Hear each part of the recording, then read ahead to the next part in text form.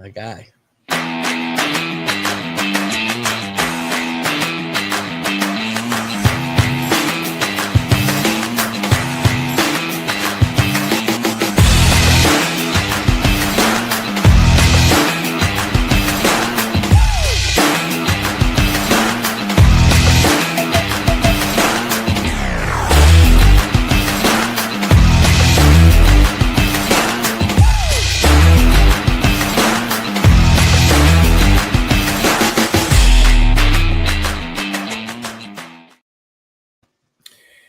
Good evening and welcome to the Unprofessional Professional Sports Show. I am your host, B. I got up there James Jtrain Martin and Keith Engel from TGI Sports Talk. What's going on, fellas?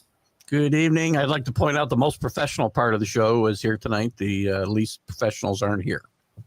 Oh. They're not here to defend themselves. Good evening. I feel confident. Yes.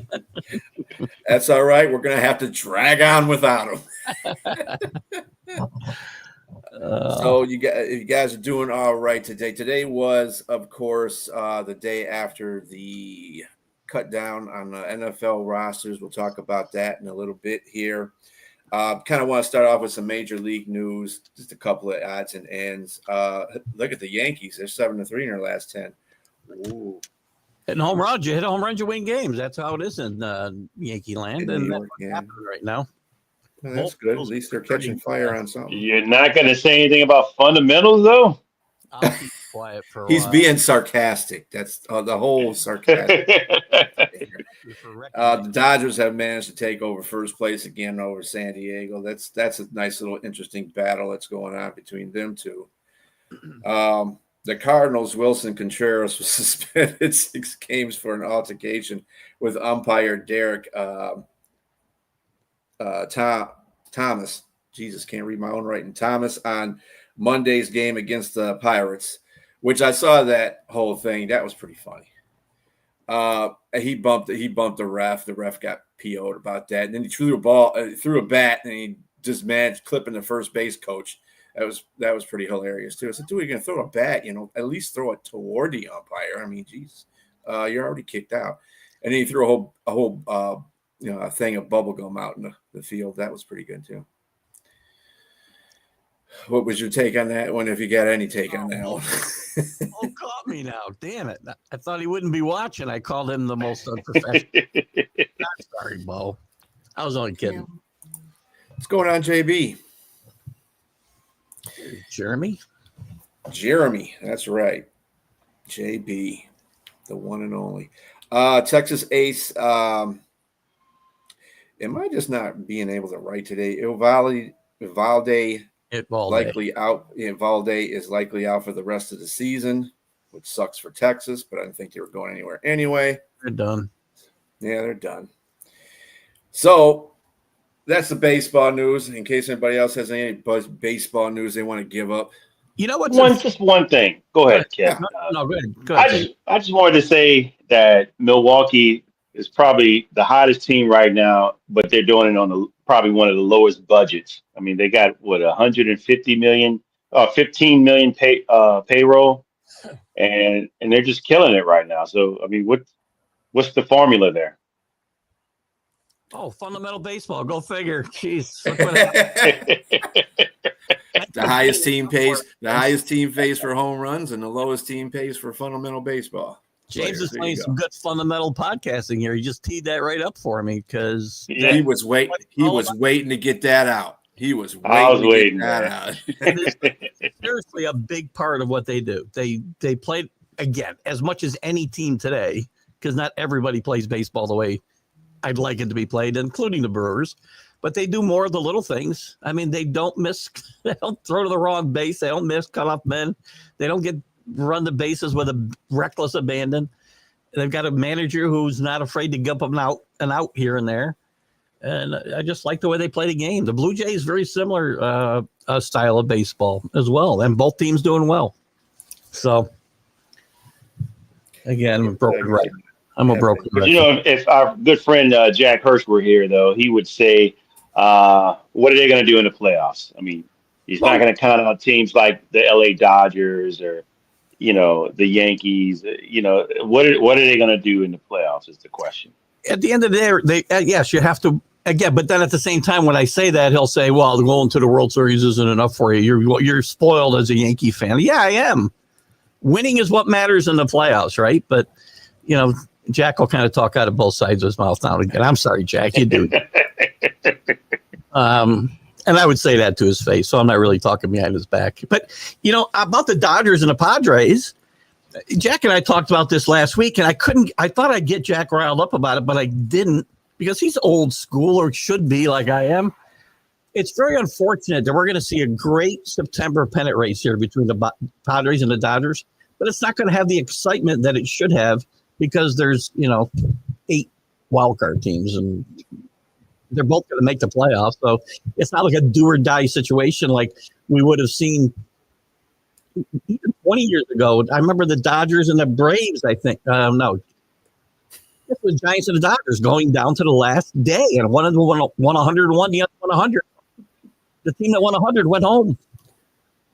So there you go, Keith. What Jeremy said there. The refs and some media are softer than Swifties. Yawn. Yeah, and Toronto has been doing pretty well too. So we'll give them yes, credit. And so have your Tigers been playing well. Listen, there's a lot of good. They lost the last 3 games. And yeah. You're right. I've fallen asleep the last couple of days. I hadn't taken a quick look at them, but still, they're playing better than they were out of the All-Star break, right? This is true. Are you retired yet? I hope. 2 more days. 2 more days. 2 more days. Friday is his last day. I might as well be retired now for, people forget I'm even around. Nobody calls me. It's like very quiet at my office during the day. So very nice. They didn't call him unless they wanted him to do a project. Get a nap. Yeah, somebody wanted me to do a project that was going to take about 6 days when I had, 3 left. Please. What was that, Monday I told you that? Come on, leave me alone. That's the last call I got. They must have spread the word. Don't call him because he's an ass. Oh, but you're totally retiring right before game day for college game day. Wow. Yes. Great. Yeah. Absolutely. Meanwhile, I beat Lee Corso by 1 day. 1 day. Yep. 17 out of the last 28 that they've won. So that's good. Pretty good record. Who's he talking about? The Tigers now? Colorado? Yeah. Oh, Tigers. Oh, yeah. Yeah. So speaking of which, Mr. Retired on Friday. He's going to watch college football and relax on Saturday. We all know the one game that is out there that's going to be the one to watch is number 1, Texas, and number 3, Ohio State. Mm-hmm. Personally, I hope Texas beats the smack out of Ohio State, but, that's just me. That's you and Dave Portnoy. What's that? You and Dave Portnoy got something in common now. Yeah. They hate Ohio. You hate Ohio State. That's right. But, I'm not banned like he is. I think he banned himself so he could get it in the news cycle, probably. Yeah, I think Ohio State said he wasn't banned for the whole season. He was just banned on Saturday, and it wasn't them that did it. It was Fox that did it. I'm like, okay, whatever way you want to shift it. For me, this is the biggest question of this game is how is Arch Manning going to play? I mean, obviously we haven't seen a full onslaught of just Manning ball. I mean, we don't know really what he's like. He's got the name behind him. He's back up. He's already got people hyping him up as the first pick in the draft in 27. If he in 26, even if excuse me, I can't talk here. If he even comes out. He may stay for another year at Texas. I think that he'll be able to ball. I think he'll ball. But the question is that they're going up against a top-notch team in Ohio State. And I'm with you. I don't want Ohio State to win, but I don't want Texas to win either because, I mean, they're an LSU rival there, in the SEC now. And so, but I'm very interested in seeing how this kid plays and see how well he does. You got 2 quarterbacks who haven't played. Slane hasn't played before either, much before. They're first-time quarterbacks. I think 7 of the top 10 teams have first-year quarterbacks this year, which is very very odd. So there's a lot of big stories to get kicked off this weekend, not the least of which is that game itself, which, here's the thing, though. It's a big game. It's irrelevant in the playoff race. It really is. It's not even going to come into play, most likely, maybe in the seedings, but I doubt it'll even come into play. Right. Right. One of these teams will really have to fall off in order for it. Either one of these teams could lose 3 games probably and make the playoff. Probably. Yeah, I hate that. That sucks too. Yeah. Because 3 games, you sure? It depends how things fall. Yeah. I mean, you had 3 lost teams in there last year. Ohio State didn't win. Remember, Ohio State didn't win their conference last year. Yeah, and they got in so they had 2 losses. They might have had 3 losses, actually. Ohio State might have had 3 losses last year. I think it was last year. I think it was maybe Michigan and who was Oregon was the 2 they lost to. Yeah, Oregon and Michigan. Yeah. Yeah. Right. They lost twice. They lost twice to Oregon. Mm-hmm. 3 losses. No? Am I wrong? No. They only lost once. They only played them once. They They played them in the playoffs and they beat the And they beat them. Yeah. I don't know where that Oregon team went, but they didn't play in that game. Yeah, OSU's got a freshman quarterback that's playing right out the gate. This is one of the Arch Manning.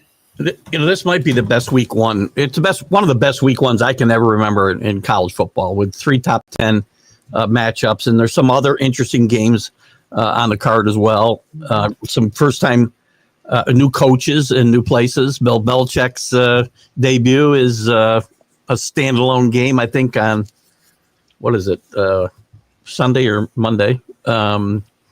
So there's a lot of interest in this game, and we finally get to some real football. We got the real football last week. It was very interesting for week 0, right? Those can be pretty boring weeks, other than it's real live football. I thought there was some good interesting games.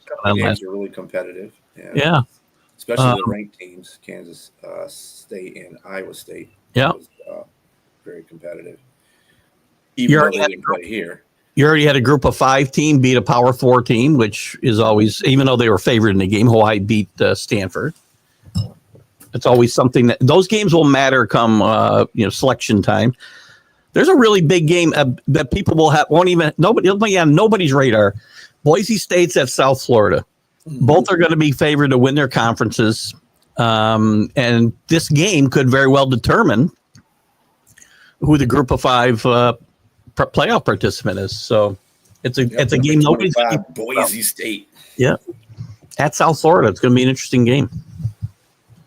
Well, speaking of just to get back to your Belichick comment, because I kind of had a segue to that. He turns to his transfer QB Lopez as starter against TCU.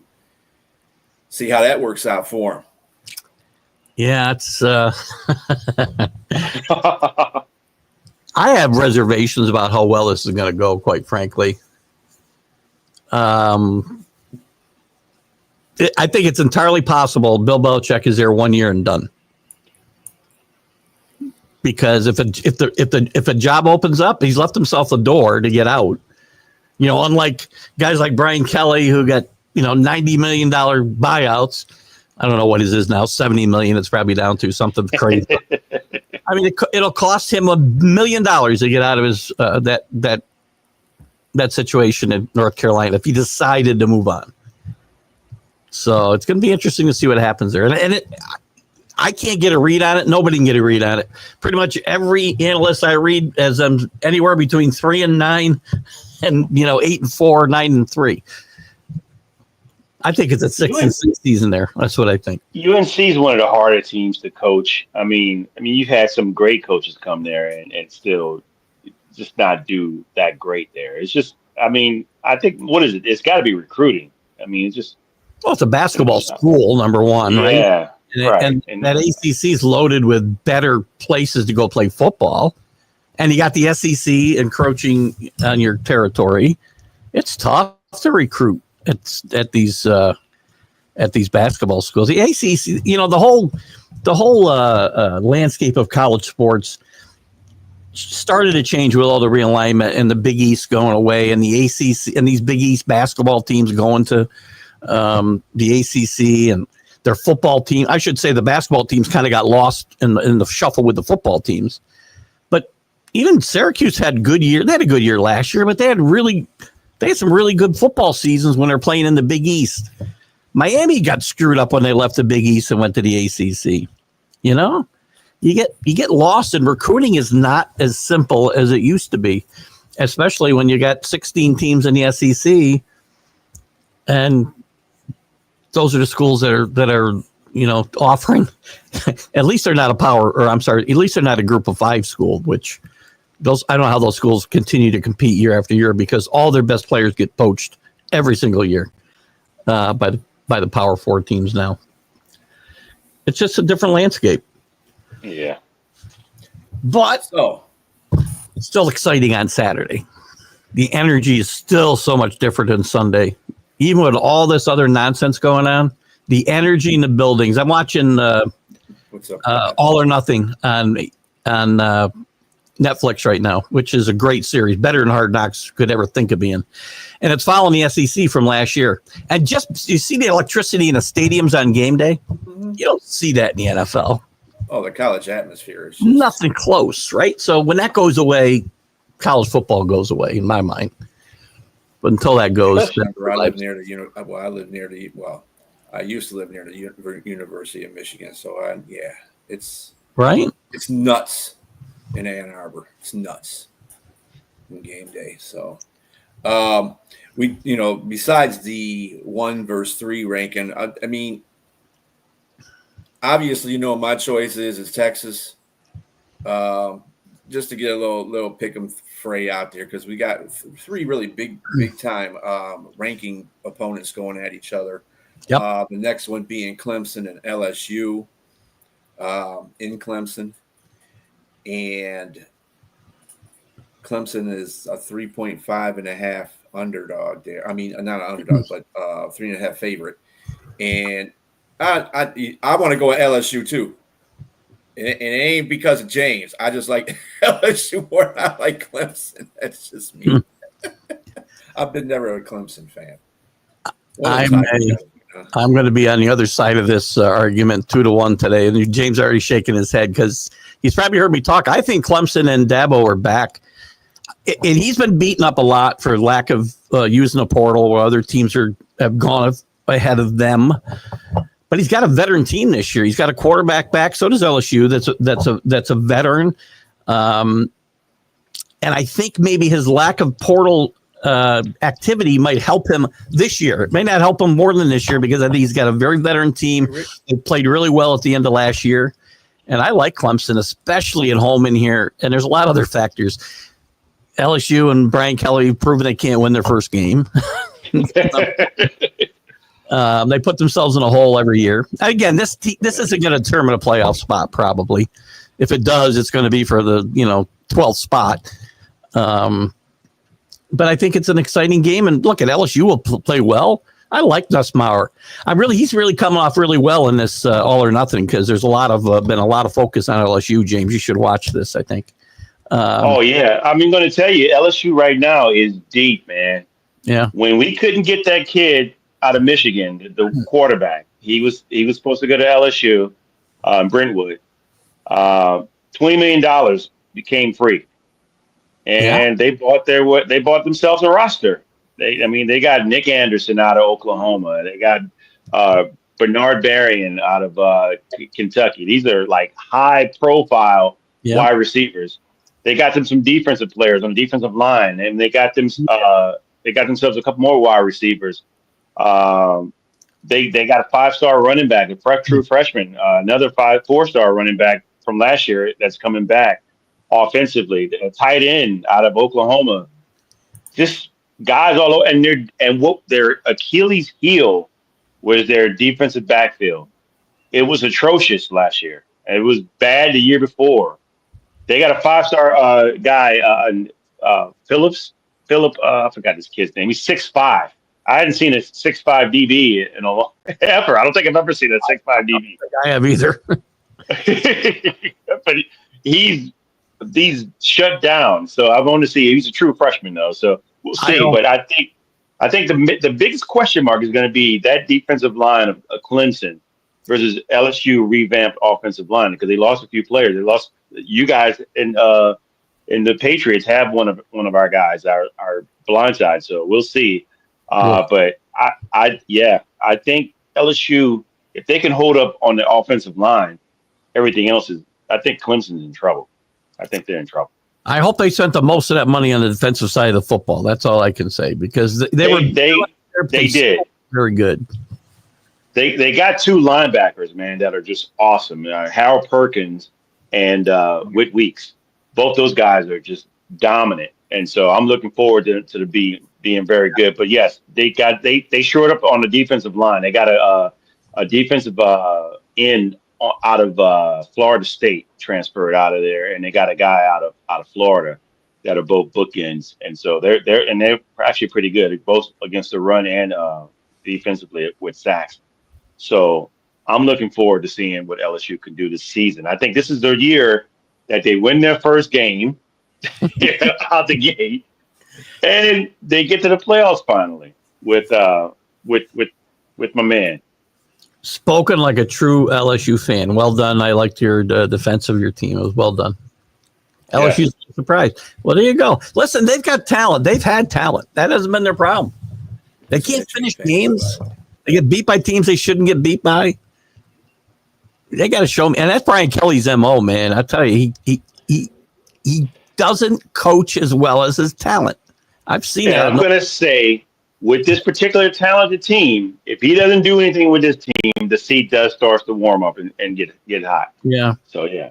I would think that boosters would be more than happy to pony up that $70 million or whatever it costs to get them to leave town if, in fact, they go 8-4 or 7-5 again, which I don't think they will. By the way, I think I had that team when I went through the schedule one night on the college football huddle. I think I have them 10-2. That's where they'll be minimum, I think. But I think they can run the course undefeated in the regular season. It's such a gauntlet. The problem is you put together these super conferences. There's such a gauntlet to go through. It's very difficult. There's 10-2 doesn't guarantee you should guarantee in that league, actually. Going with 2 losses in a conference is not going to guarantee you a shot in the championship game. Just not. I think these leagues are making a huge mistake getting away from divisions and whatnot. They really are. Yep, it's the Three Amigos, Danny. It's the Three Amigos today. But you can't kiss me on the Rhonda. Lips will be fine. And this right here, I mean, this will be nice too. Seeing Lee Corso's last show should be fun. It's going to be very emotional, I think, for a lot of guys. I mean, I don't know if you saw last year when Kirk Herbstreit's poor dog passed away. It's the saddest show I think I ever saw. Lee Corso had to basically give Kirk a hug. I know how he feels because I'm an animal person. Mm-hmm. He couldn't even get through and the dog used to travel with him everywhere. I don't know if you saw the piece. But Ben, I think the dog's name was Ben, or the new one's name is Ben, one or the other. But he traveled with him everywhere. And Corso's basically hugging him to calm him down. And somebody, Reese Davis had to finish his little monologue. And it was really a touching. I loved the byplay between Kirk Herbstreit and Lee Corso over the last bunch of decades has been phenomenal. It's been worth watching TV every Saturday morning. You must watch TV. And even though Corso hasn't as big a part of the show the last decade since he had a stroke, maybe a little more than that. It's still, he's on the Mount Rushmore. I saw an article in The Athletic today about the Mount Rushmore of college media, and Corso's up there for sure. He's maybe the first guy on that monument. I got to go basketball with Dickie Vitale, baby. Football. This was football media. Sorry. Oh, this is only for football. All right, my bad. All right. Yep. It was him, and I don't think I disagree with any of it. It was him, Vernon Lundquist, who I loved on CBS and the SEC on Saturday afternoons. He was great. Brent Musburger, who was great on college football. And, Keith Jackson, obviously, was the other one. Oh, Keith Jackson. Wow. Bumbling. I can't argue with that Mount Rushmore. I really can't. Those are legends, right? Those are just straight up legends right there. I was going to talk about it a little bit at 7, actually, about that article. I really can't disagree with it at all. Yeah, I don't disagree with it either.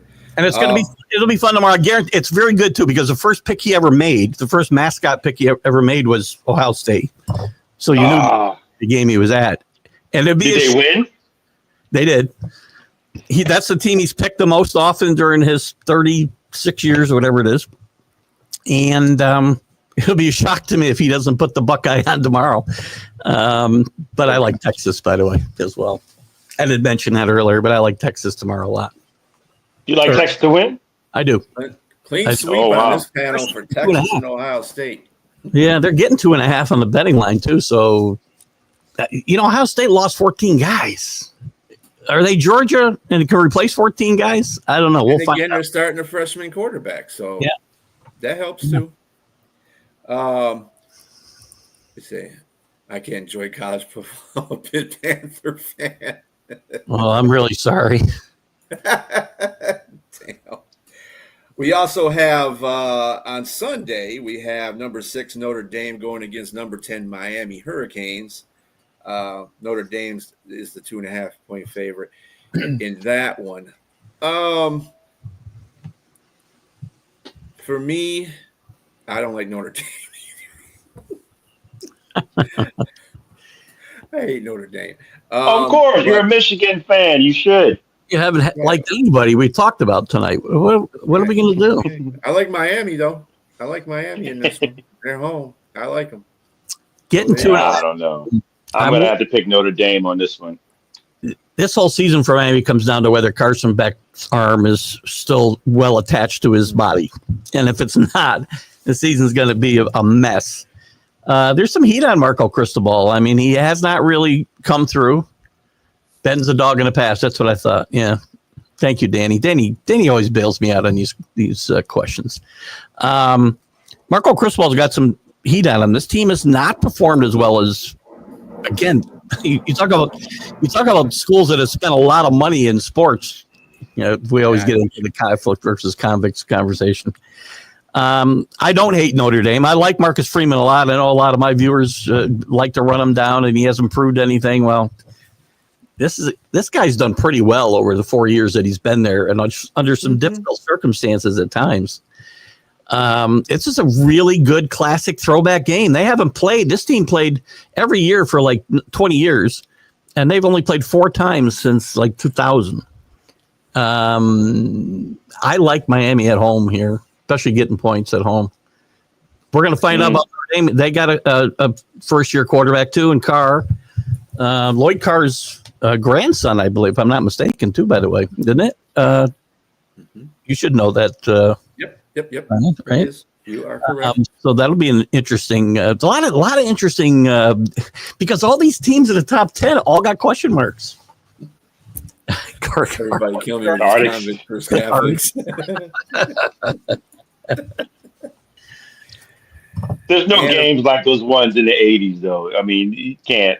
I mean, it's too many great players on those teams, man, on both sides of both sides. It's just too. It's not this game that's coming up. It's not going to be anywhere near. It'll be a little bit lackluster in compared to those actual Catholics versus convicts. Well, another question I saw today in doing some reading was what happened to this. How did this great rivalry fall so far? And the answer is Miami fell so far.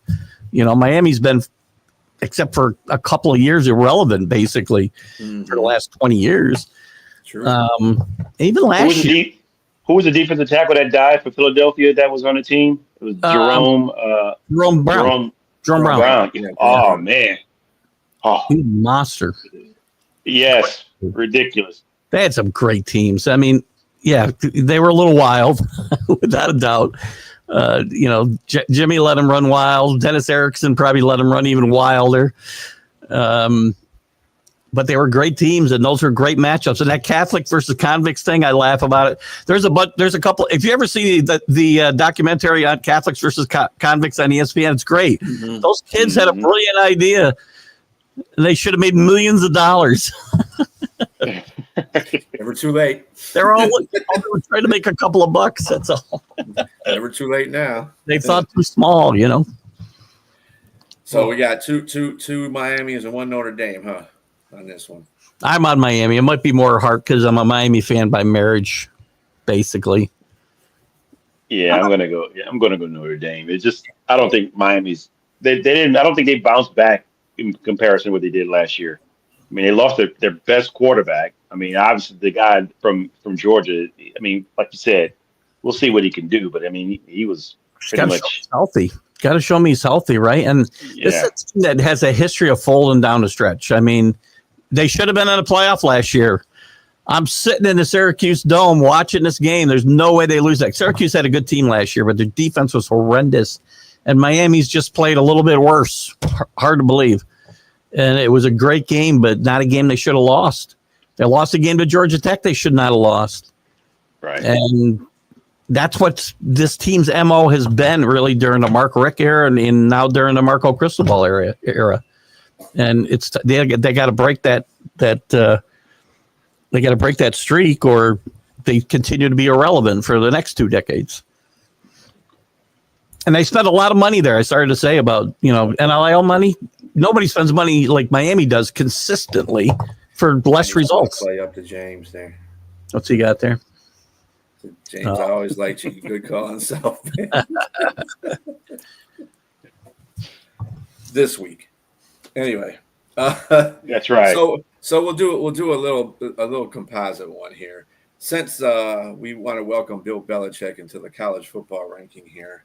TCU at North Carolina. TCU is getting 3.5. Who you got on this one? I'm taking TCU. I'm sorry. You know what? Oh God, I think TCU is going to win this game. I do. I think it's 3 in a row. Yeah. There you go. I think this North Carolina team is more likely to skew towards the 3-9 than the 9-3. I really do. I think 6-6 might be the high watermark for Belichick in year one, or year total. He'll get more ratings with his girlfriend than coaching football. By the way, Hulu. Speaking of TV shows, Hulu's doing an in-season show on North Carolina program. Oh, come on. Had to know it was coming. I'm sure she's the executive producer. Absolutely. Jeez.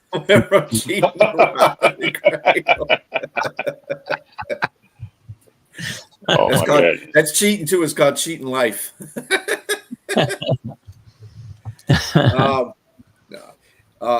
Number 5, Georgia's playing Marshall. Number 2, Penn State's playing Nevada. Number 8, Alabama's playing Florida State. How good do you think that game will be? We're gonna learn something. Mark Norvell's on a hot seat at Florida State. He can't. 2-10. They're not going to go 2-10, but I don't think this team's winning 8 or 9 games either. This is going to be an interesting game to watch. Alabama didn't play well at the end of the last year. They should stop their crying about not getting in the playoff. They didn't deserve to be in a playoff with 4 losses, and you controlled your own destiny. You blew it. So they got a lot to prove. So both programs have got. Where is that game? Is that game in Tallahassee or? That one is at Alabama. That's going to be tough for Florida State. I'm guessing the line's pretty big. No, I'm sorry. It is at Florida State. Alabama's got a 13.5 favorite. Yeah, it's still 2 touchdown favorite almost on the road. That's unheard of against Florida State, right? But Norvell's rolled the dice again at quarterback, bringing the kid in from Boston College who got benched there. Castellanos, I think is how you say his name. He's gambling it 2 years in a row. They don't strike out in the transfer portal like 100% like they did last year. He can't. What's going on with FSU? How far the mighty have fallen? I'm just really disappointed. They made a lot of bad choices in the portal last year, starting with DJ, a quarterback who was not a good fit there. That was the worst move that they made. And things just rolled downhill. They got upset in Dublin by Georgia Tech week 0 rather, and it went right downhill from there. They got beat by Memphis in week 3, talking about, G5 upsets. It got worse and just snowballed. He can't afford this. I don't think he can afford to go 5-7. I'm not even sure 6-6 he'll survive, Mike Norvell. He's got to find a way. Come on, FSU. Bobby Bowden's rolling over in his grave, man. What are y'all doing? Yeah. You're going to roll over in his grave again. Miami's got all of them this year, too. Miami's got Florida State, Florida. They got South Florida. They got like all the hotbeds in Florida this year. So, except for UCF, that's it. Yeah, Keith, you kind of echo with a lot of. I've been looking at a lot of college sports analysts, and they've been saying that the same thing you said in the beginning is the same thing they all said, that the transfer portal was worse, the worst for them. Well, they did not get anything right. I feel like that is 0 last year. Hey, Linda. Hey, Linda. Hi, Miss Linda. So then we got number 7 at number 7 in Oregon playing Montana State. Okay. They're 27.5-point favorites in that game. Go figure. And then there's no upset brewing? In the end. Not there. I got one for you, though. Upset? Not there. Okay. I got one for you in the top 25, but not there. All right. Which one you got, Keith? I want to hear this one. South Dakota and Iowa State. Watch out. Iowa State coming off a big win. Jet lag. Traveling home from Dublin. Be careful. That's an FBS 1A school, too. Oh, don't stop with the quitters. Jesus. That's ancient history.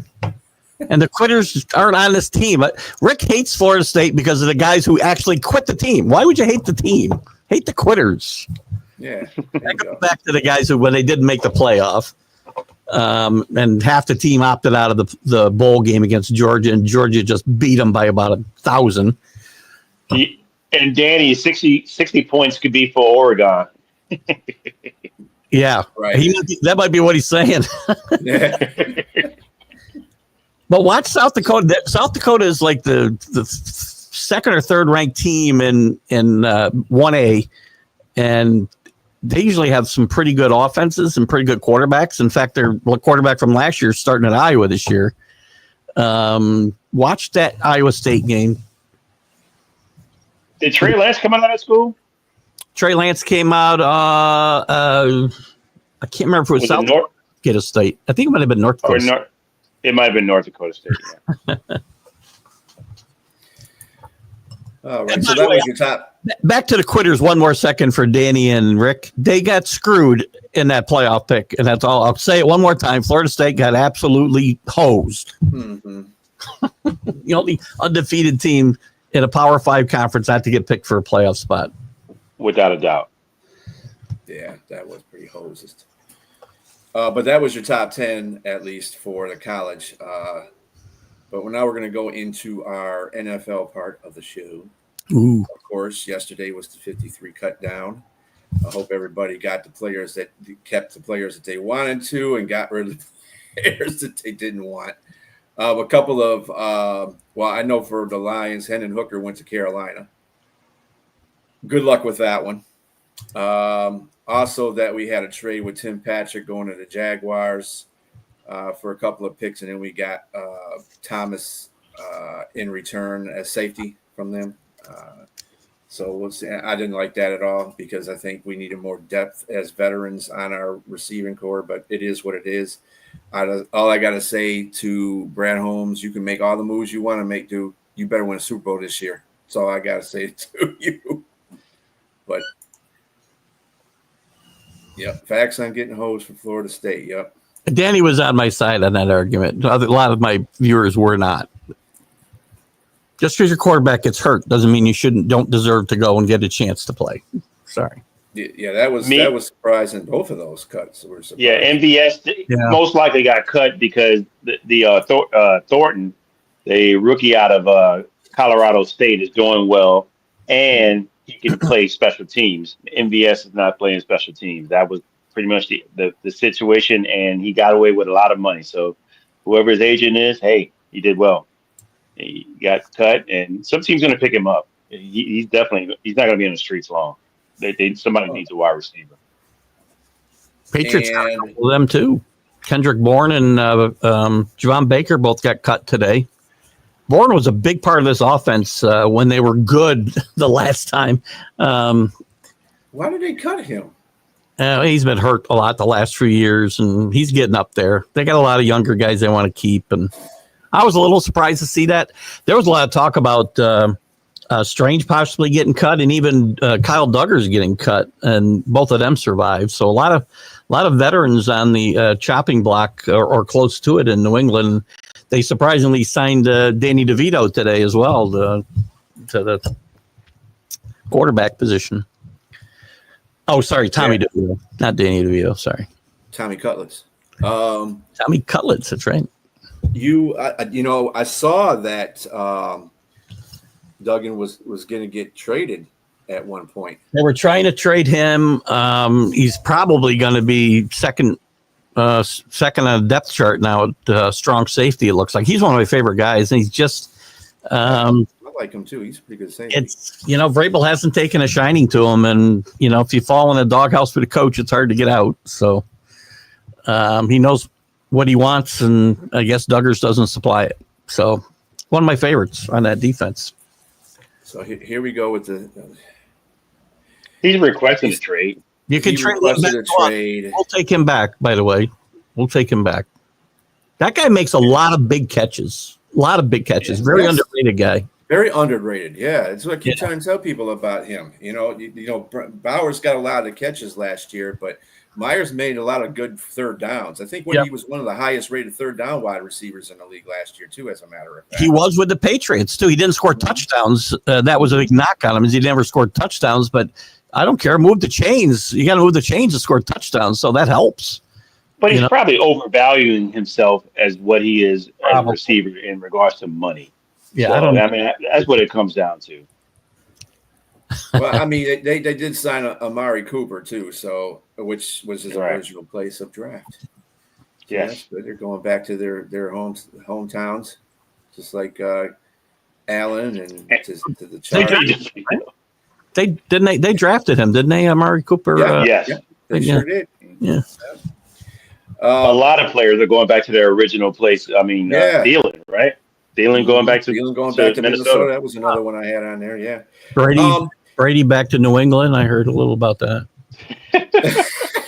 The hope is alive. The only Brady that's coming back to New England is the statue. That's it. Right. Might have been dreaming that while I was sleeping at it.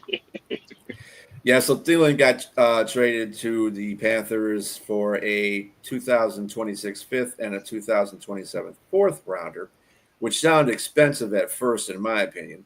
However, the Vikings get a conditional 2026 seventh rounder and a 2027 fifth rounder. So it kind of balances out a little bit. You're talking about a guy that's, what is he, 31, 32 now? Kind of old up there. I'm surprised Carolina. I really was surprised that Carolina got rid of him because he was like the veteran in that room. But he is needed, though. Babies. Because now the first three games, you got Jordan Addison that's suspended, and then there's another guy that's hurt, and so the only receiver that's available is Justin Jefferson. So you can use definitely an able-bodied veteran that's going to be on, your number two. And obviously, like you said, a veteran as a leader. So, yeah, I think also that he knows the system. I think he left when KOC was still the coach there, so he knows pretty much the offensive system. So that works out for him as well. I don't know, a third round for Myers. That's what I heard, and that seems a lot. I think. Yeah. As much as I like him, I think a third round pick is a little bit high for Myers. Hey, Danny, come on. Deflated balls. Don't strike a nerve with Keith. Tip's not even here, and we're still talking about deflated balls. Happy nuts. Rashid Rice, wide receiver for the Kansas City Chiefs, he's suspended for 6 games officially. So I was surprised it was that much myself, but you got to make a case. The NFL's got to stop. They got to stop looking like a bunch of people out of control. That's going to hurt them. I don't think it's a problem. They kept 8 receivers, though, Keith. Yeah, they kept 8 receivers. So that's after giving up one too. Remember, they got rid of Sky Moore. Right. That's true. They're really sad. I mean, there are a lot of sad parts about this, right? He's lucky he didn't kill somebody like the guy from the Raiders. He's lucky he didn't kill himself. And for his own career, he was really starting to come into his own near the end of the season and in the playoffs last year after struggling early in the year. And now he sets himself back. half a season, maybe a whole season by the time you've missed 6 weeks. So it's too bad. These guys, I hope he learns his lesson. I don't know what's I going think on he with will. the AFC North and the AFC West with all these drag strip racers. They're just going around running the cars all over the place. You got Myles Garrett getting speeding tickets. He's gotten 72 speeding tickets since he joined the Cleveland Browns. 72. Yes. How does he have a license? You get 72 tickets. Because Do you have more tickets than sacks? 75 of those. Maybe 65 of those for driving without a license. Because how do you keep your license after that many tickets? Maybe. I don't know. Because he's Myles Garrett and he plays for, in Maybe Ohio. that's what. So, you never know. I guess don't get money stopped is outside. everything. Don't get stopped outside Ohio then, I guess. Yeah. Get Don't your get motor running. Speaking of money and signings, Ravens signed safety Kyle Hamilton to a 4-year, $100.4 million extension, which makes him the highest paid safety in NFL history until the next one comes along. Every day there's a new highest paid guy at some position, isn't there? But let me say this. The last guy that was safety that was the highest paid was $45 million less than what he's getting paid. A big jump. He's getting 80. Yeah, it's a huge jump. He's getting $82 million in guarantees. So but they jumped ahead and gave him what he needed. Because he's going into his 4th season. They were going to pick up his 5th-year option, and so they're way ahead of the game here. This is just smart business by the Ravens organization. So because it's going to go up even higher, whoever the next safety is, because there's some pretty decent safeties out there. So Hamilton, and it's well deserved. He's a great player. Yeah.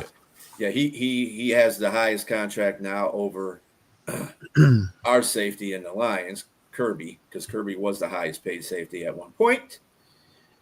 Not anymore. But that's good though. And I'm glad that happened because Kirby, be on the lookout because Brian Branch is going to be another guy that's going to get paid at some point. Yeah, I have a feeling that they might not keep Brian Branch. He might have that would stink. Yeah, it would stink. But he's a great guy. He is a good safety. Don't get me wrong, but the productivity between him and Joseph has a lot of productivity in his last 3 years. 17 interceptions. That's on par course with what's the guy from Baltimore, the safety that was Ed Reed.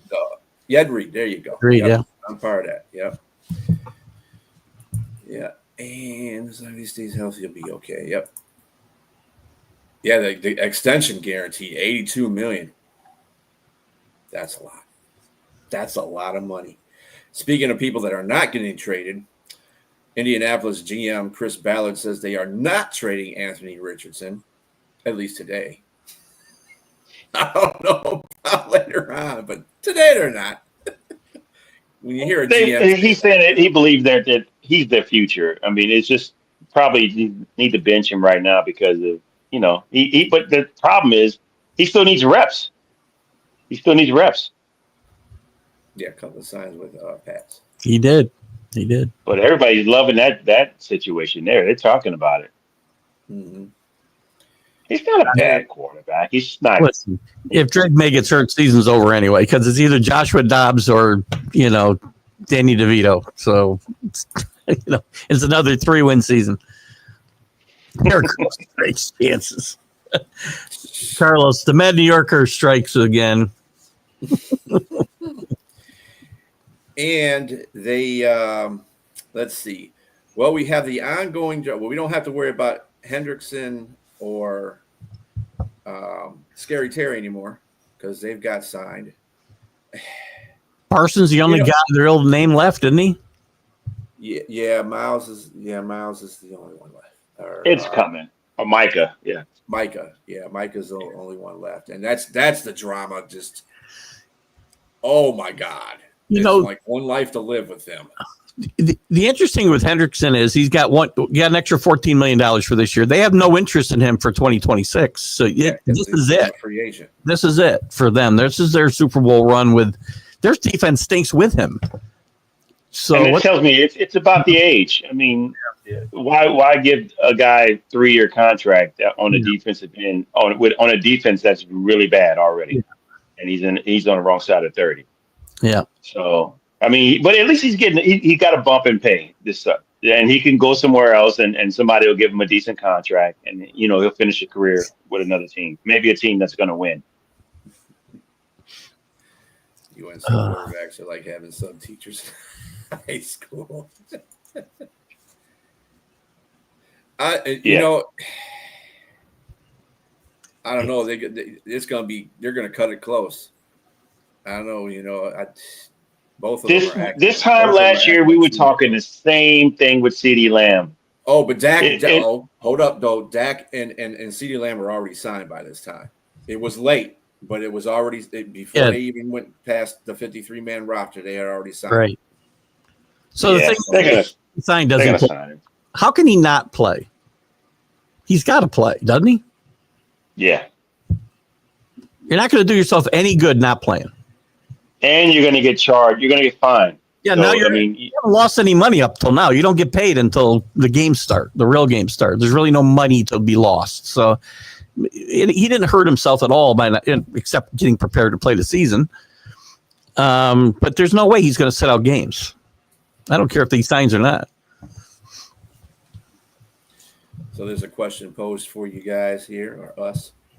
So between you three, who's a surprise team this season in the NFL? You know who I'm not saying, Danny? I'm not saying the Giants ever again. I knew you were going to say that. Ever again. I'm going to have to go with the Giants. I think they are going to be the surprise team. I think defensively, the offensive line is still a question. But they look a little better on offense. And I think the quarterback position is going to be a lot more stable. You can either go with the first two guys. Jameis Winston is like a double-edged sword. You cut both sides. He'll carve up a defense and then make a defensive player look like he's an all-pro cornerback, and give up like 7 touchdowns, or pick sixes. But Tampa's not a dark horse. They're actually pretty good. That's not a good question. They've been good for the past few years. I'm going to say New York. Yeah. Bullseye on James. Danny Fuller, put the bullseye right on James, Jtrain, Martin. Put your phone number so he can text you every day. Robert says Atlanta's going to ball out. I'm glad I don't have a show yet. It gets Robert worse. said Atlanta's going to ball out. Atlanta's not going to ball out. I'm actually going to go, and I don't often go homer-wise. I'm going to be a homer. I'm going to tell you the Patriots are going to be a surprise team this year. They win 9 games. That's probably the high water mark, right? And this team could get better, just winning 5 games, 6 games, and still be a lot better. But I think they're going to win 9 games and maybe be in a playoff hunt. They've improved roster-wise, the Patriots have. Yeah. So. Mm-hmm. Yeah, I like the Colts. I agree with the Colts. A lot of people saying that about the offensive line, but I definitely agree with the Colts because and this is an opportunity for Danny Dimes or Daniel Jones to revitalize his career because I don't think he's ever had this many riches on offense, weapon wise. He's got a great running back. He had Saquon Barkley, but they didn't have the wide receivers. I think he's got wide receivers all over the place now. So he's got to put up or shut up. He didn't read that right. He said Giants, Colts, Jets, Pats all picking top 5 draft day. Yeah. My apologies. I disagree with that, Mr. Colt. Or Carlos? Yes. That's the mad New Yorker. Yeah. I think the Colts and the Giants are going to be better. Well, what about the Bengals? Would we say the Bengals? Would we say the Bengals are a surprise if they win that division? As good as that is, they're not a surprise, even though they didn't make the playoffs last year. Because they lost close games and they won close games. Because they were able to score high. And I think the problem is they're going to be in the same boat they were in last year with the same type of team with no defense. It's just I think the AFC not good. Got a lot better in their defense anyway. So I'd be surprised. I will be surprised if they win that division. Yeah. I'm sorry. I'm going to be surprised. I'm surprised if they don't come out. I'd be surprised as well. We're approaching the point with the Bengals, I think, where we start talking about they're going to waste Joe Burrow's career is what's going to happen here. Are we looking at a Dan Marino? Yeah. John's, I made some derogatory remarks about Joe Namath. I'm never going to live them down with John Gonzalez. So Jones is going to have the next butt fumble. I hope it's against the Patriots. Yeah, they lost 2 starting over. Yeah. To the Minnesota Vikings, actually. Yeah. Yeah. Who do I'd you be surprised if the Ravens don't win the division either. You didn't make a pick, did you, Brian? No, I'm going with Chicago. That's a good one. That's a good Very one. good one. You know, it's such a tough division, you know? You don't know how much that upset my stomach by saying I'm that. sure. I thought you threw something in your mouth a little bit there, actually. You need some pantoprazole or omeprazole for your acid reflux. I had to turn the fan on me for one quick second. I got heated. So, know how that is. Giants improved. You go. Can you put your head outside the door now at home in your neighborhood or no? Well, I actually got the window open, so the breeze is blowing through, so it's working. I just can't believe that I'm saying that in the same breath because I am not a Chicago Bears fan, ever. Look both ways when you cross the street outside your house in the neighborhood. Yeah. That's all I'm telling you. Yeah. I'd love to say the Giants have improved. I'd love to say that because I think at some point. They're going to get that shit right. Dart's going to be playing. He's going to be starting at some point during this season, and I love the way he carries himself. I think he's going to be a great leader, but I just can't. You just can't say it. We know she picks the Panthers. Trust me, we see it in our text message feed every day. We got their whole lineup in our text the other day. I thought I joined a freaking Panther fan club, or something. I was getting all these texts about the Panthers for crying out loud. She's sure stuck on her team like that. I disagree about Josh Allen. Yeah, Josh Allen has a better opportunity than Joe Burrow. Mm-hmm. I do too. They've been good enough to get there the last 2 years. They just haven't gotten there.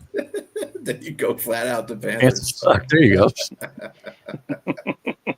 Through a straw, Yinzer. Through a straw. Now, after she watches it later, we're going to have all kinds of my phone will be blowing up at 2:00 in the morning now. Jack will be all cranky on Friday because his phone's blowing up at night.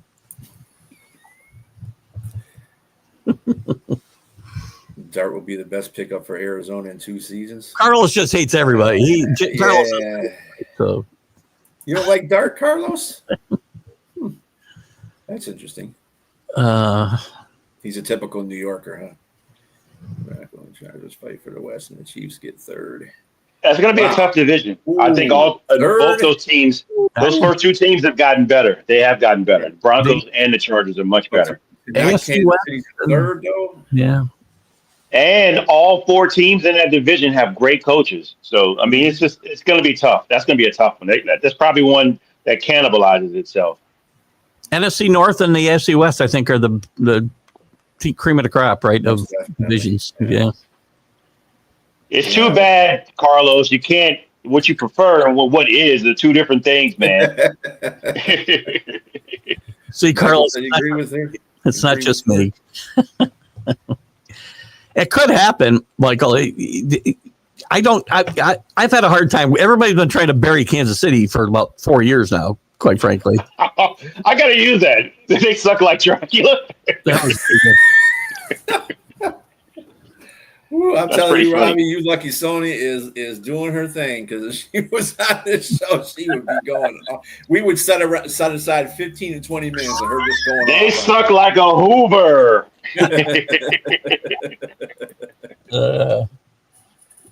She'll be like, I don't know about you and your stinking Panthers. That's what she said. Keith, you gonna look that up? What are we looking up? He said, look it up on the show with Keith. I called Russell Wilson on the Giants 2 seasons ago. I suppose I'm not going to. Oh, the comments are great. Oh yeah, I don't. He was cut by. I don't know if he went back on the Titans or not. I would like to see him find his way to Foxborough, by the way. I love that kid at Miami. He can't do anything. He's not fast. He's not athletic. All he does is catch another guy. He just catches first downs and makes big catches. Yeah, but how old is he? He's just a rookie. Yeah, he's just a rookie. Well, He's a rookie at 30. He's a regular. I think he's like 22, 23. Yeah, 22, 20. I was about to say, is he the rookie like Dennis Quaid? No, He wasn't the rookie like Hendon Hooker was. That's for sure. But anyway, this will wrap up our unprofessional professional, and we've kind of kept it kind of professional today. I guess pretty close. I guess it really was true, right? About the other two guys. It was only kidding, but I guess unraveling. Yeah, obviously, Skipper is on the practice squad. They're doing something. That's Holmes doing his maneuvering on the rosters. That's what that is. Yeah, very good at that. Very good at that. But anyway, like I said, if I can press, okay, fine, be that way. Anyway, we are going to end this show, and you all have a very good rest of your evening. Catch Keith next. He's coming on TJ. I got to run. Talk, and he's got to run. So everybody have a good evening. See you Sunday. Bye-bye. Bye. Bye-bye.